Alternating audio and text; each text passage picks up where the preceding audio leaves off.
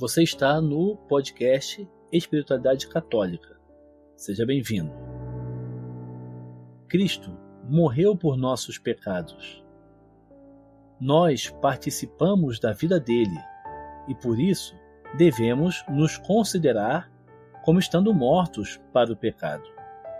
O primeiro e decisivo passo na vida para Deus, em viver para Deus, é que estejamos mortos para o pecado, ou seja, que rompamos com o pecado, não só com os pecados graves, mas rompamos também decididamente com os pecados leves, com as infidelidades, as imperfeições, as faltas voluntárias.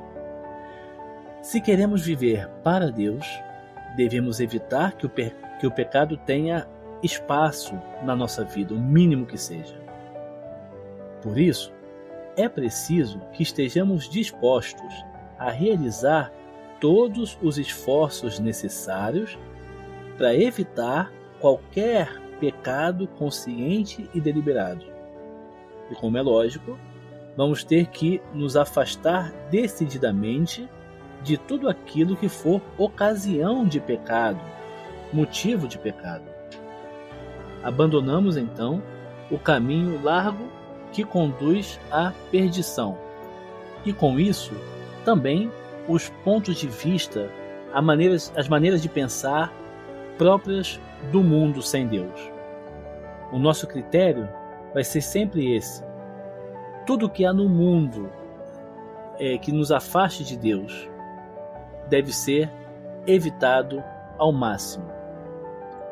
Viver para Deus significa também viver para as coisas criadas somente naquilo que elas se referem a Deus.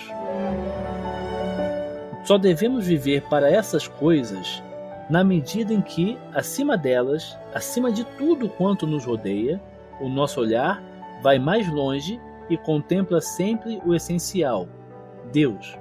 É a Ele, não a nós, que tudo deve ser referido. Então, todas as coisas, a salvação da alma, é a Deus que a gente deve referir, não a nós mesmos. A salvação das outras almas, as missões, o apostolado, devemos sempre estar olhando para Deus e não para aquelas pessoas propriamente ditas. A profissão, quando exercemos a profissão, devemos ter os olhos postos em Deus. O progresso e o bem-estar da humanidade, o cumprimento dos nossos deveres, a ciência, o corpo, a saúde, os grandes empreendimentos da sociedade, da igreja, da nação, devemos referir tudo a Deus. Então, não se trata de conseguir satisfações ou prazeres pessoais, nem de procurar o êxito ou a honra diante dos homens, nem de alcançar vantagens, lucros ou progressos para nós. É unicamente Deus quem deve ser procurado em todas as coisas. Procura sempre Deus em todas as coisas. Não fique naquela coisa. Tenha o olhar e o coração elevado para Deus. E essa perspectiva vai estabelecer a nossa verdadeira relação diante dos homens e das coisas criadas. Diante do trabalho, dos prazeres, das diversões, dos sofrimentos, das contrariedades, tudo. Sempre então, a perspectiva é olhando para Deus. Com o conhecimento da verdadeira distância que nos separa das coisas, saberemos qual deve ser a nossa verdadeira atitude.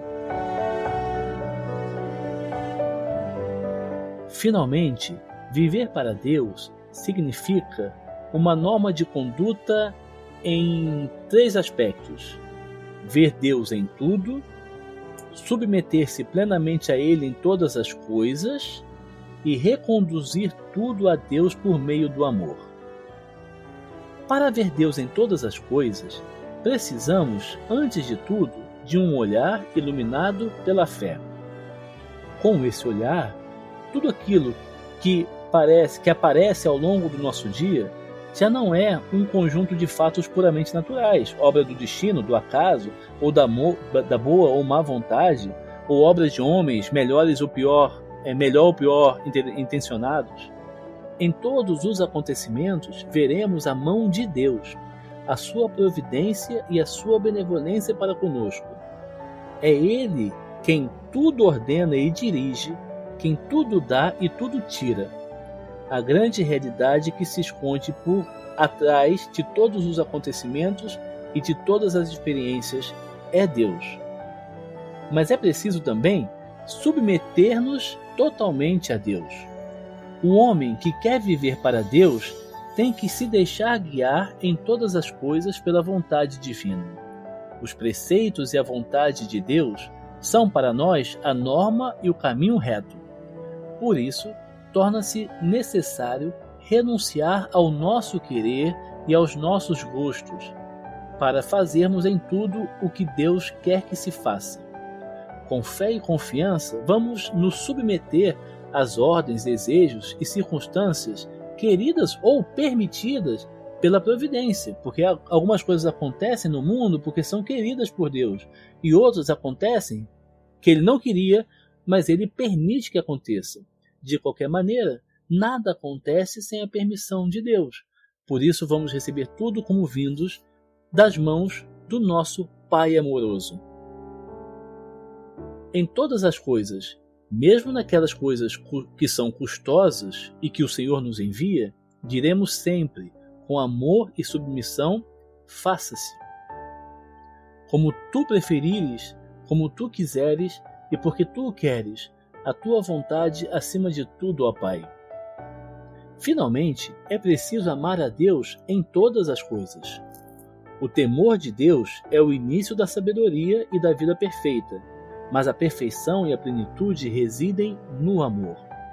Ele, e só Ele, é quem permite nos esquecermos de nós mesmos e de todas as coisas que nos rodeiam, ao ponto de chegarmos a fazer e a sacrificar tudo por Deus.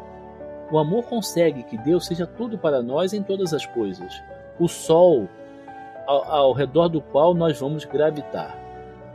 Ao amor é dado orientar para Deus os nossos pensamentos e as nossas intenções.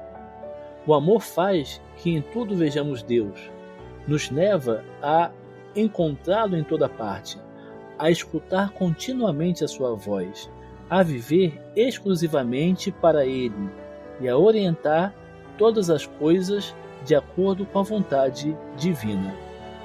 O amor faz com que as nossas inclinações e desejos sejam consagrados a Deus, que não nos liguemos desordenadamente a nenhuma criatura, que nos conservemos unidos a Deus e santifiquemos as inclinações e o amor humano. O amor nos leva a procurar sempre e antes de tudo Deus, a sua glória, os interesses de Deus, e nos ensina a pairar acima do amor próprio e acima do respeito humano.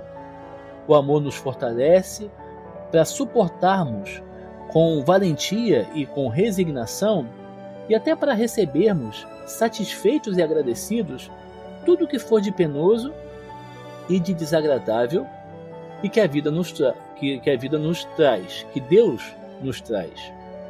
O amor só tem uma resposta para tudo que a vida nos dá ou nos tira. A resposta é: por ti, meu Deus, por teu amor, como tu preferires e porque assim o queres. Deus, a sua santa vontade, o prazer de Deus, o beneplácito de Deus.